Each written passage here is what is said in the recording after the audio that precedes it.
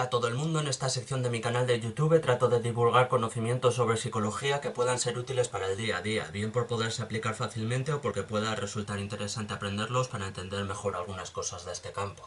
Procuraré en todo momento aclarar si hay consenso sobre lo que estoy diciendo o solo cierta parte de profesionales opina así o es una opinión mía personal para que la información sea lo más objetiva posible. Y en este vídeo toca hablar sobre el espectro autista. En este vídeo vamos a tener muchas definiciones enfrentadas, así que trataré de ser lo más claro posible. Creo que puede ayudar mucho a entender cómo se ha ido concibiendo el autismo y el espectro autista a lo largo de las opiniones de diversos profesionales, así que eso ocupará una buena parte del vídeo. Pero bueno, sería un poco difícil hablar de esto sin dar una definición básica, así que consideremos, al menos provisionalmente, que se suele entender como autismo una deficiencia persistente en la comunicación social, unida a patrones muy repetitivos y restrictivos de comportamientos e intereses. Dicho esto, el primer profesional al que conviene mencionar es Eugene Brenner, que fue el primero en utilizar la palabra autismo allá por 1912, basándose en el griego uno mismo. Eso sí, la usó para describir uno de los síntomas de la esquizofrenia. Poco después, en 1925, la psiquiatra soviética Grunia Sujareva fue la primera en describir lo que ella llamaba psicopatía autista como una condición aparte y dar una lista detallada de síntomas. En 1938, el médico austriaco Hans Asperger hizo básicamente lo mismo que ella. Es posible que fuera casualidad, pero la verdad es que su trabajo parece exactamente igual al de Sujareva.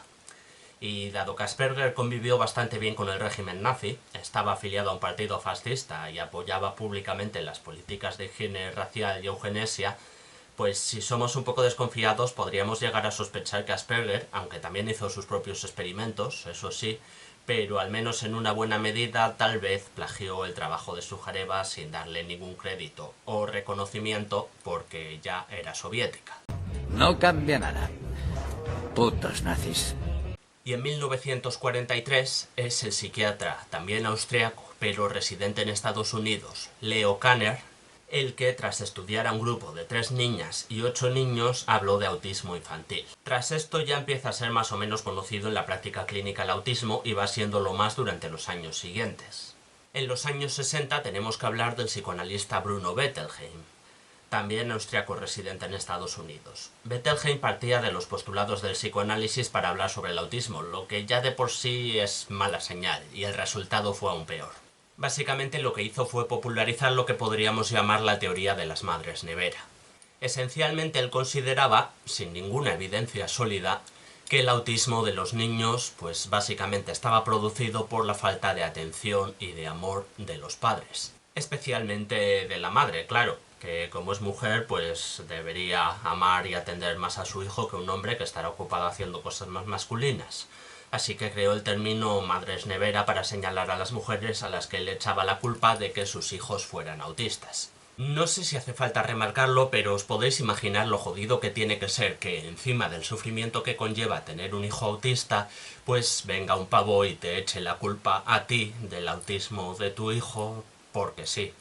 Bueno, porque sí, porque se forró vendiendo libros y apareciendo en televisiones, claro. La siguiente figura de la que tenemos que hablar es Bernard Rumland, que fue un gran divulgador de que el autismo tenía un origen genético y neurológico. Aportó evidencias que tampoco eran 100% sólidas, no vamos a mentir, pero bueno, más que las de Bettelheim. Así que al menos su trabajo hizo que se dejara de culpar a las madres del autismo. Su trabajo convenció a Kanner, por ejemplo, al ya mencionado Kanner, que en una convención de 1969 declaró: por la presente absuelvo oficialmente a los padres y a las madres de ser la causa de este trastorno. La siguiente profesional de la que debemos hablar es Uta Frith, que rescató el trabajo de Asperger, o quizá deberíamos decir el trabajo de Sujareva con la firma de Asperger. Y una vez rescatado este trabajo, fue la psiquiatra Lorna Wing, que por cierto tenía una hija autista, la que notó que el autismo según Kanner y la psicopatía autista según Asperger coincidían en unas cuantas cosas, pero también había diferencias. En los niños observados por Kanner, la capacidad lingüística estaba bastante afectada, algunos de ellos ni siquiera hablaban en absoluto. En cambio, los niños observados por Asperger sí hablaban, aunque tenían intereses intensos e inusuales, repetían mucho las rutinas y mostraban un apego inusual por algunos objetos. Así pues, Wing decidió que estos dos podían ser considerados fenómenos distintos, aunque tal vez fuesen dos manifestaciones de la misma condición. Y en 1981 usó por primera vez el término síndrome de Asperger para distinguirlo del autismo tal y como lo describía Kanner. Y efectivamente, en 1994 se acabaría creando oficialmente la categoría de síndrome de Asperger con el DSM-4. Por tanto, durante años coexistieron dos diagnósticos distintos, el de autismo y el de síndrome de Asperger, siendo considerado el primero más grave. Pero volvamos a la idea de que Lorna Wing también consideraba que pudieran ser dos manifestaciones distintas de la misma condición, porque precisamente por eso creó el término espectro autista que da nombre a este vídeo.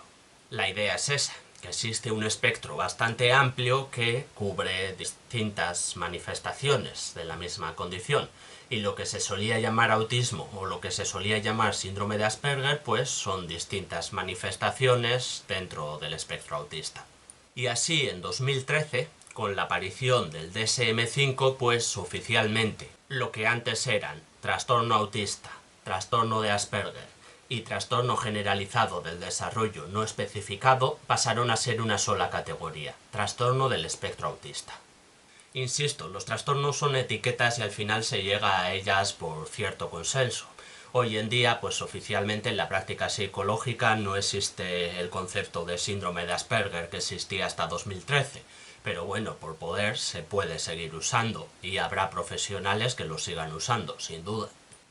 Espero que así explicado se entienda cómo algunas conductas que no recibían ningún diagnóstico antes de los 90 después se empezaron a diagnosticar como síndrome de Asperger y después como trastorno del espectro autista.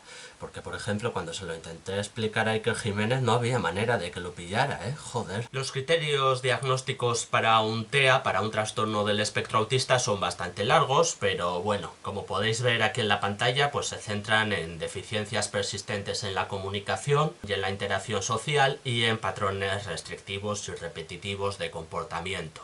Un poco esencialmente lo que hemos visto desde el principio, pero bueno, ahora con los detalles que podéis ver aquí. Pero vamos, es que la variedad de síntomas, por así decirlo, de un trastorno del espectro autista es enorme. Puede haber deterioro del lenguaje o no haberlo, puede haber deterioro intelectual o no haberlo, o con cierta frecuencia incluso que la capacidad intelectual precisamente esté bastante por encima de la media, lo que se suele conocer como autismo de alto rendimiento, y por cierto lleva a que de vez en cuando alguien que se aburre pues se ponga a diagnosticar algún trastorno del espectro autista a gente que lleva unos cuantos años muerta como Einstein o Newton.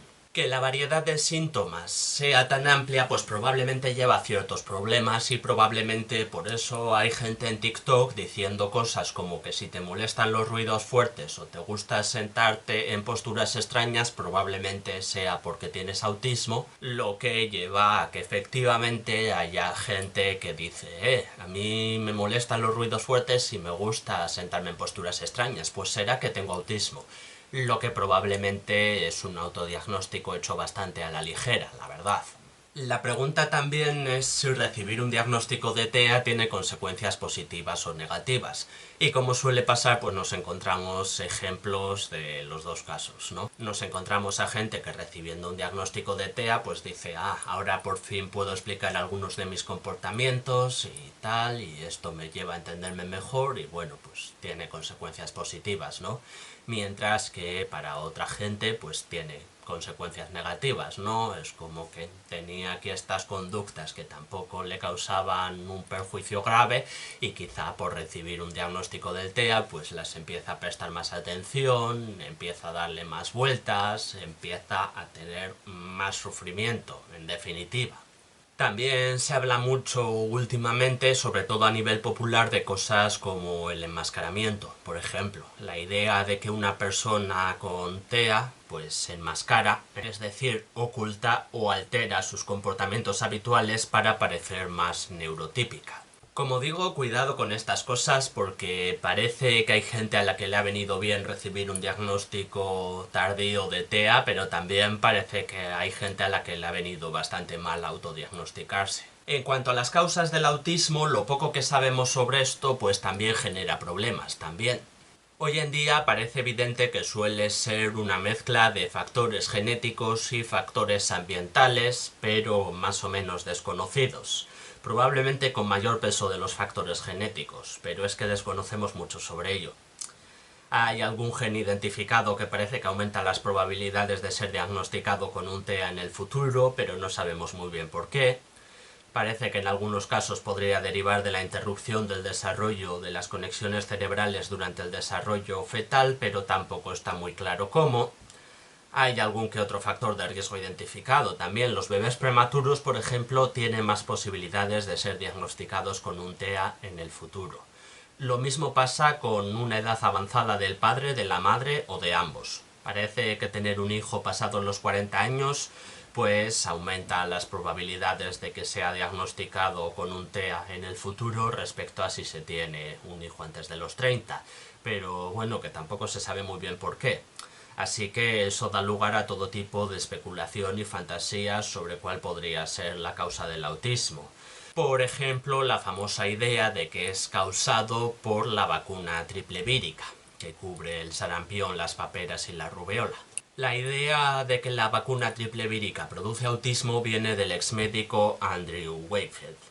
Wakefield era gastroenterólogo, lo que ya de primeras es un poco curioso, ¿no? Porque el sistema digestivo no tiene mucho que ver ni con vacunas ni con autismo, pero bueno, aún así en 1998 él publicó un artículo afirmando que la vacuna triple vírica podría ser la causa del autismo, usando para ello datos inventados. ¿Por qué exactamente? Pues según descubrió el periodista Brian Deere en 2004, porque cobraba del abogado de varias familias antivacunas. Así que, bueno, lo de que el autismo está provocado por vacunas no tiene ninguna base real y, por supuesto, Andrew Wakefield fue expulsadísimo de la práctica médica, pero bueno, no os preocupéis por él porque ahora le va mejor que cuando era médico. Ahora es un héroe para el movimiento antivacunas, así que está forrado. De vez en cuando se muere algún niño por sarampión porque sus padres no le han querido poner la triple vírica por si desarrollaba autismo, pero bueno. Así que vamos, es toda una movida que espero que vaya mejor si avanzan las investigaciones y si podemos llegar a entender un poco mejor las causas de un trastorno del espectro autista. En todo caso, pues por recapitular un poco lo que hemos ido viendo a lo largo del vídeo, como veis es un tema complejo y es un tema muy variable. Los grados más avanzados de autismo, sobre todo, pues pueden producir mucho sufrimiento a la gente.